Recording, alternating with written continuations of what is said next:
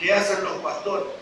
Ven todo ese show, ese espectáculo, y no dicen nada. Igual que Aarón, traicionan la sana doctrina y traicionan la fe verdadera. Dios le llevó a Aarón a un monte, y allí en ese monte terminó la vida de Aarón. Eso cuenta en el libro de Éxodo, capítulo 32, versos 21 a 28. Ahí está el final de la muerte de Aarón. Dios le hizo desnudar a Aarón, le sacó la vestimenta del sacerdote. Ya no iba a ser más el vocero de Dios, y ahora esa vestimenta iba a ser puesta en su hijo Eleazar. Y así fue el final de Aarón, el final del traidor. Fue despojado del ministerio del sacerdocio, y esa vestimenta cayó sobre Eleazar, su hijo, y él iba a llevar ese ministerio adelante. Déjenme hablarle de un tercer traidor. Le voy a hablar de cuatro, pero el tercer traidor que vamos a ver en la Biblia era un hombre famoso, un predicador famoso. Él se llamaba Balaam. Leeremos un poquito acerca de él y luego les contaré otras cosas de ese predicador Balaam, un traidor de la fe, alguien que negoció su don profético a cambio de dinero, cosa que hoy hacen tantos predicadores, venden su don a causa de dinero. Veamos un poquito sobre este hombre llamado Balaam. Si puede acompañarme ahí por un momento en el libro de Números. Después de Éxodo, recuerden, viene Levítico, después viene Números, y allí en el capítulo 22 vamos a leer un poquito sobre este traidor llamado Balaam. Dice ahí la palabra de Dios, hermanos, libro de Números, capítulo 22, versículo 3. Números 22, verso 3. Dice la palabra del Señor: y Moab tuvo gran temor a causa del pueblo, porque era mucho, y se angustió Moab a causa de los hijos de Israel. Y dijo Moab a los ancianos de Madián: ahora lamerá esta gente todos nuestros contornos, como lame el buey la grama del campo. Y Balac, hijo de Zippor, era entonces rey de Moab. Por tanto envió mensajeros a Balaam, hijo de Beor, en Petor, que está junto al río en la tierra de los hijos de su pueblo, para que lo llamasen diciendo: un pueblo ha salido de Egipto, y he aquí cubre la faz de la tierra y habita delante de mí. Ven pues ahora, te ruego, maldíceme este pueblo, porque es más fuerte que yo. Quizás yo pueda herirlo y echarlo de la tierra, pues yo sé que el que tú bendigas será bendito, y el que tú maldigas será maldito. Esta es la historia, hermano. Venía Israel, salió de Egipto, y venían ganando batallas, conquistando territorios, y aquí estaba el rey Balac, el rey de Moab, y él sintió miedo, mis hermanos, sintió miedo. Y entonces mandó a llamar al varón de Dios, a Balaam. Dice: trae que Balaam maldiga, porque si él lo maldice, ese pueblo será maldito. Lo que Balaam diga, eso se va a cumplir. Y van y le hablan, hermano. Y ahí para borrarle un poco de camino, dice el versículo 9 al 12, Dios lo ve a Balaam y viene Dios a hablar con Balaam. Y le dice: ¿quiénes son esos hombres que están contigo?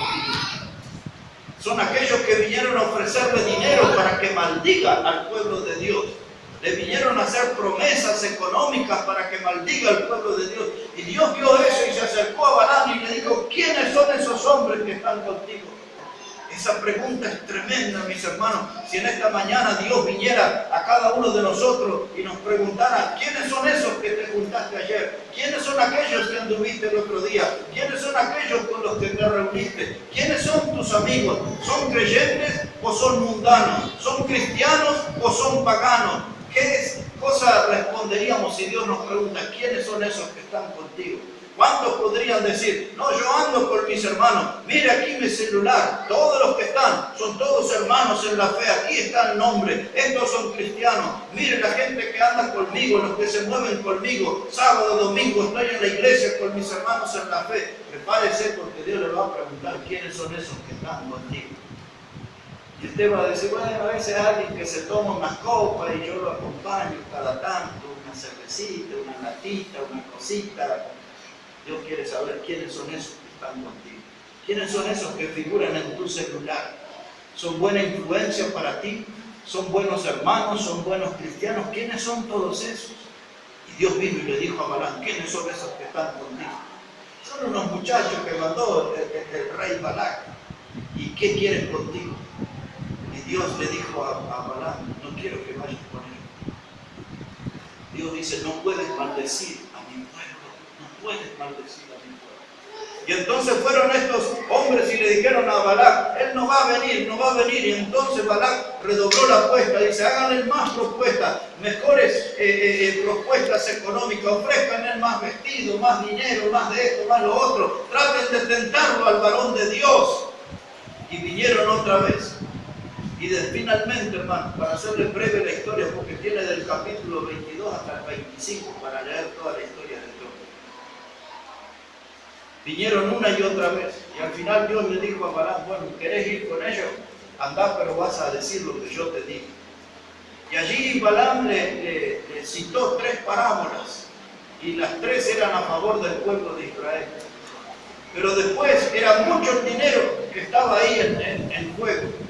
Y allí, hermano, pasa algo tremendo, porque Balaam, cuando lo va a ver a ese rey para ver la propuesta que le hacía, Balaam se sube a una mula, a una asna, y ahí va, hermano, en esa mula, en el camino, y en el camino le sale el ángel de Jehová y no deja pasar, y la mula aprieta a Balaam contra la roca, le aprieta el pie, y Balaam se pone loco, el hombre de Dios, y empieza a golpear a la mula, y la golpea 3 veces a la mula.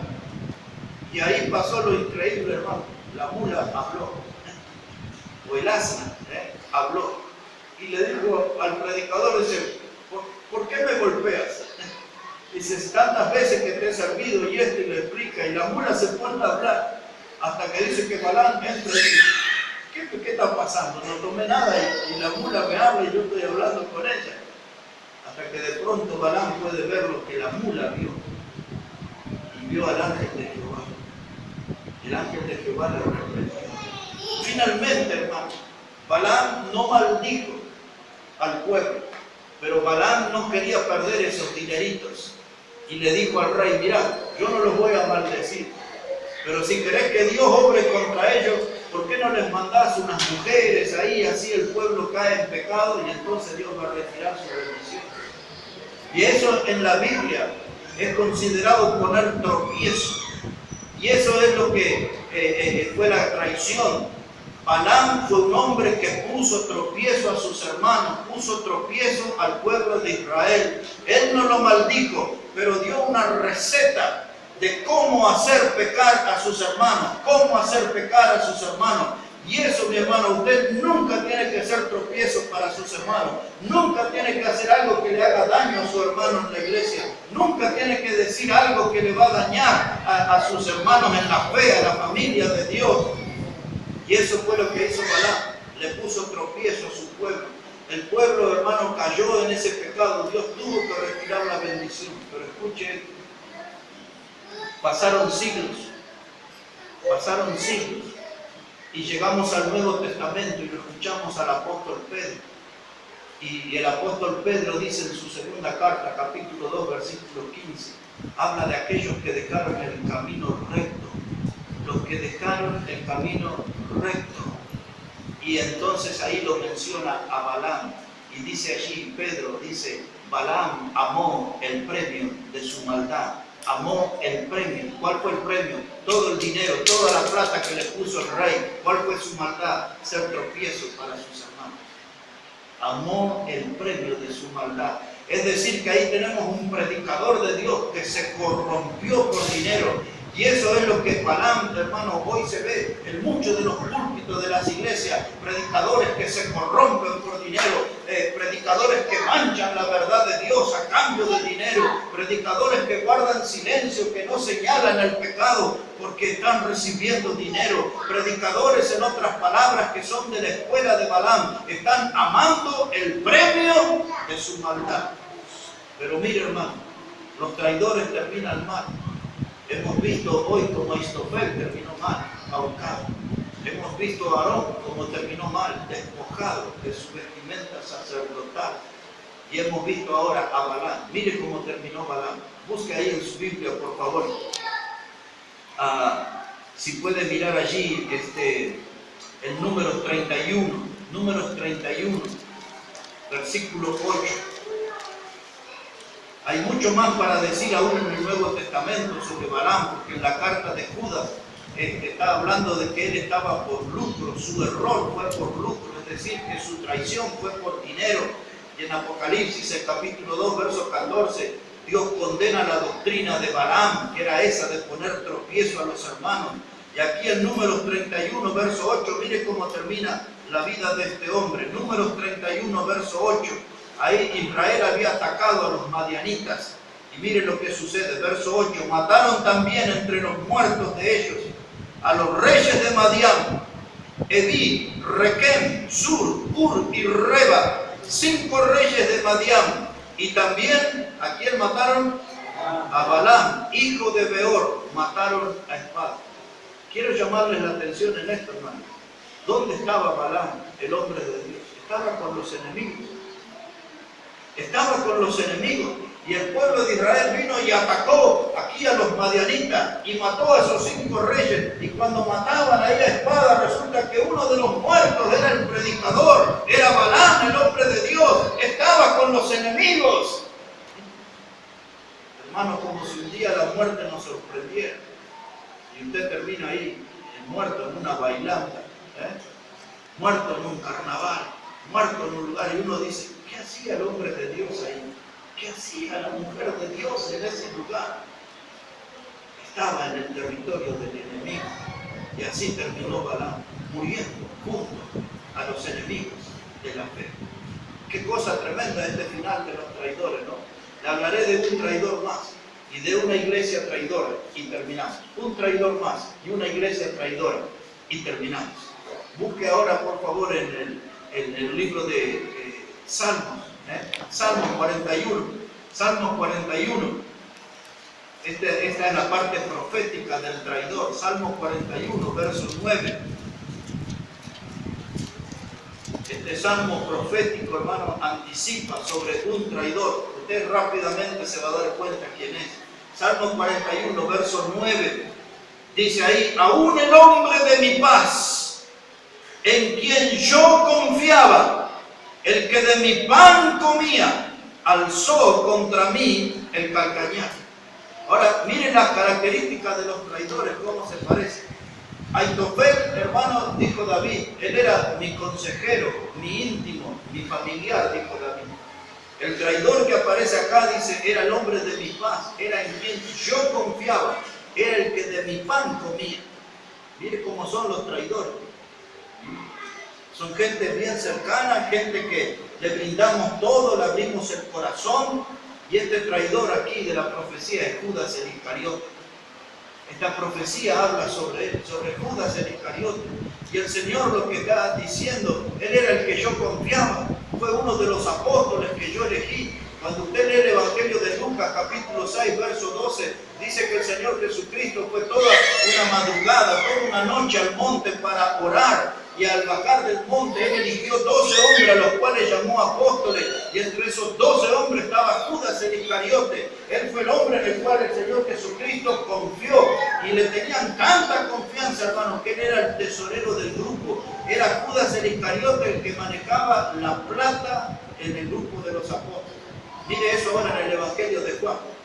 Allí, por favor, Evangelio de Juan, el capítulo 12, Evangelio de Juan, capítulo 12, versículos 4 a 6.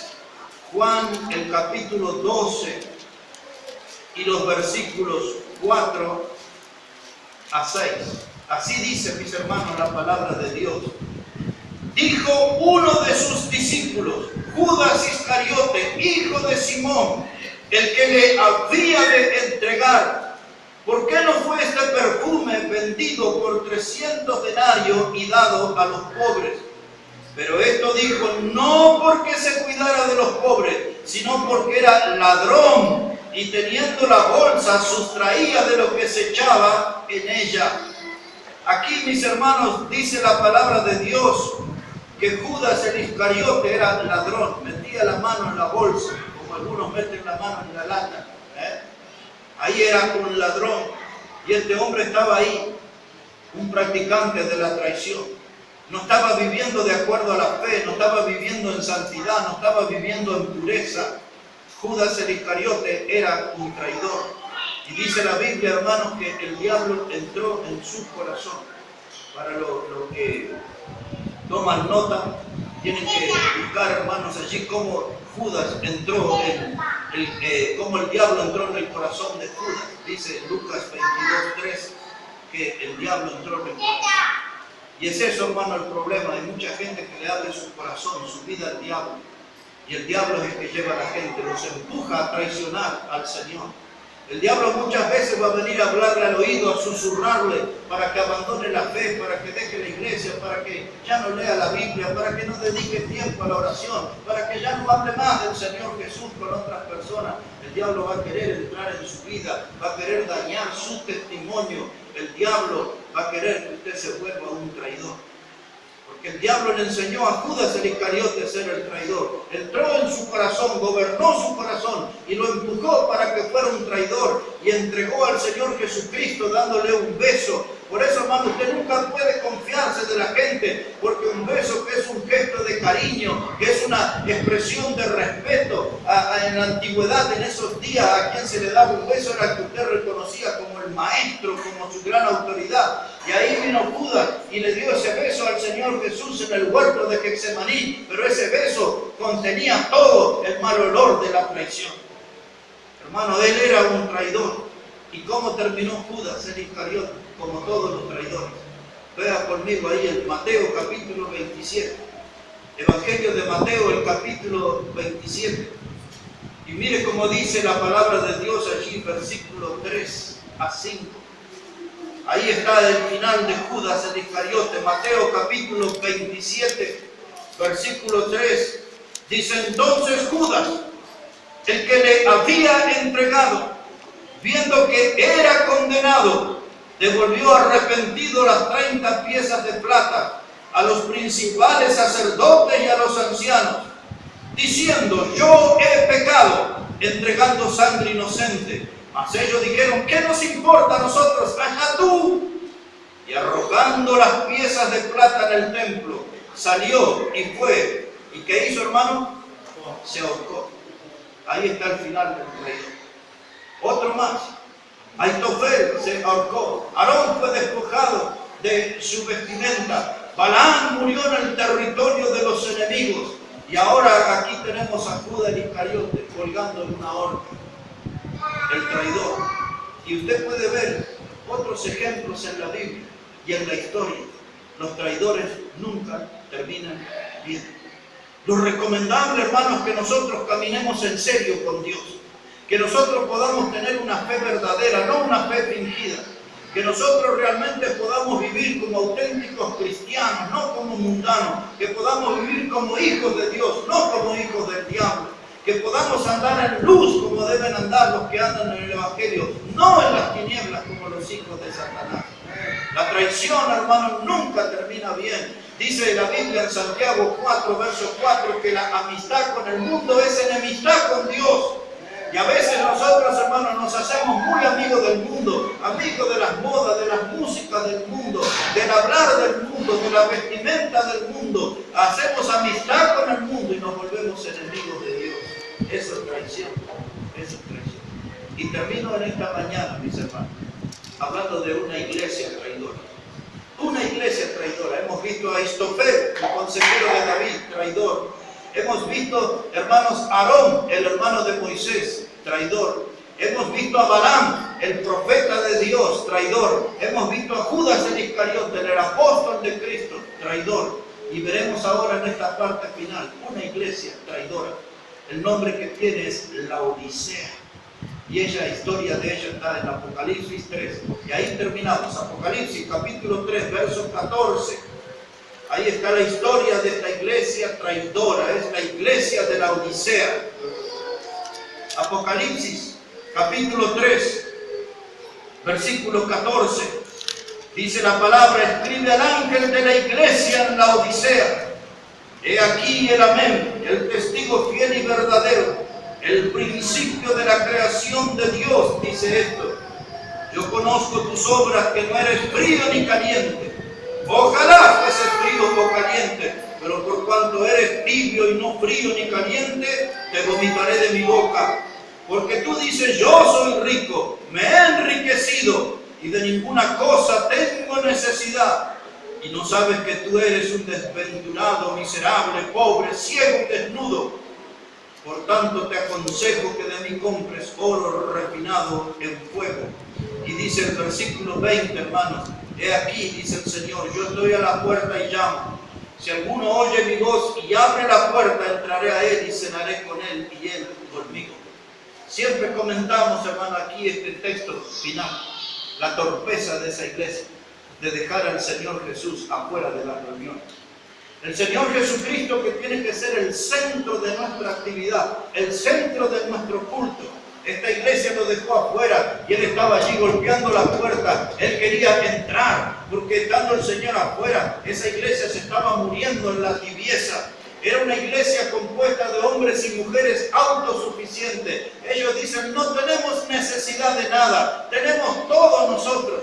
Pero no tenían a Dios, lo tenían afuera a Dios. Y esta era una iglesia traidora, hermana. El altar del Señor se había ensuciado con la hipocresía y la tibieza espiritual. Otra vez, el altar del Señor se había ensuciado con la hipocresía y la tibieza. Es decir, una vida falsa, una vida traicionera. Y a veces nosotros, hermanos, esos hábitos malos se nos pueden pegar. El hábito de la traición, el hábito de la tibieza espiritual. Y formamos parte de esa iglesia de la Odisea que traicionó al Señor hasta tal punto que lo dejó afuera de la congregación. Y si Cristo no estaba, ¿a qué se reunían esa gente? A lo que se reúnen la mayoría de las iglesias de hoy.